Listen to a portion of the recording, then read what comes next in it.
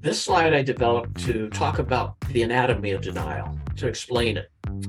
And we're going to start from the outside in, but it usually starts from the inside out. The trigger is when people are forced to think about or talk about their painful reality. And that is when they enter treatment. What happens? What's the first thing? Why are you here? What got you here? What do other people think you have a problem with, etc.? So this will trigger or bring up their defense mechanisms. So there, and that's not a bad thing. That's a good thing. We want those up.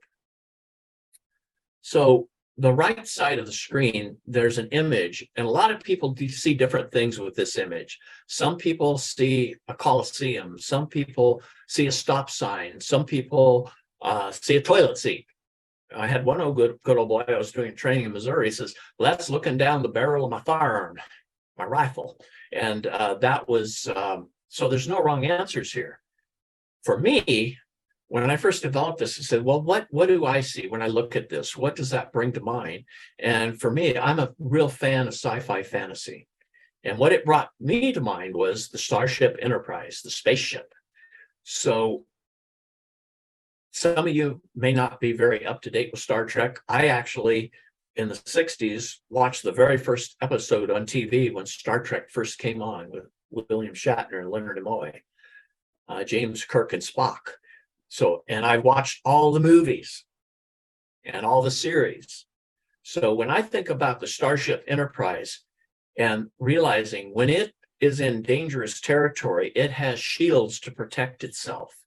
Well, as a human being, we do too. We have an outer layer of shields that have 7 different components to the outer layer. One layer is comparing myself as better or worse than somebody else, or comparing my problem is less. I don't have that big a problem. I don't need to be here. It can also be forcing others to rescue them, manipulation. It can also be recovery by fear or fear of change. I'm going to go through each one of these. By the way, these are the small 7 denial patterns on the outer ring. And I'm going to cover all of the denial patterns in a minute. Now, the next one is compliance, but it can be a malicious compliance or a people-pleasing compliance. Flight into health. Now that I'm detoxed, everything's cool. I don't need to stay for the rest of the program. Everything's fine. And suddenly cured can be at any of the 3 levels of denial. Hopeless. There's 2 sides to this coin. One is being hopeless. The other is pretending to be hopeless and adding some manipulation. And the 7th of the small 7 denial patterns is I have the right to be this way. Sometimes we call it the democratic disease state. I have the right to drink and use, and you don't have any right to tell me different. These reinforce what Terry Gorski and I call the big 5 denial patterns: avoidance, denial, minimize, rationalize, and blame. So we have a pretty strong set of shields to protect us from our painful reality. Now, going back to the Enterprise again, the shields were powered by the dilithium crystals in the warp core. Well, we have our own dilithium crystals. Our strongest ones are anger, fear, guilt, and shame. But any uncomfortable emotion can be one of our fuel cells. Last time on the Enterprise, I promise, is there was episodes or parts in movies where the Enterprise is cruising through space and the computer detects danger and raises the shields. Well, guess what? We have that in our control center of our brain. That's, I called it earlier, the monkey mind, that's perceiving the environment and swinging from worry to doubt to fear. When it gets triggered, this turns on the fuel, and the fuel raises the shields, and now we feel protected against painful reality. So that's the anatomy of denial. That's what we're dealing with.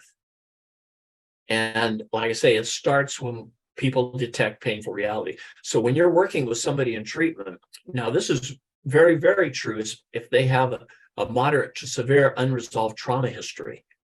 They are at much more risk of going into this strong denial than somebody that doesn't. So that's the other thing we need to be on the lookout for is trauma triggers and knowing when to pull back. And there's a difference between trauma containment and trauma resolution. My perception is too many residential or inpatient programs try to do trauma resolution when people are not fully entered into the recovery process yet. And that's a disservice. I think they need to learn containment first till they get solidly grounded in their recovery and have the tools to do resolution. That needs to come in middle to late recovery, which can sometimes be years of sobriety under their belt before they have the resources, the support to do it. But containment can be done from day one.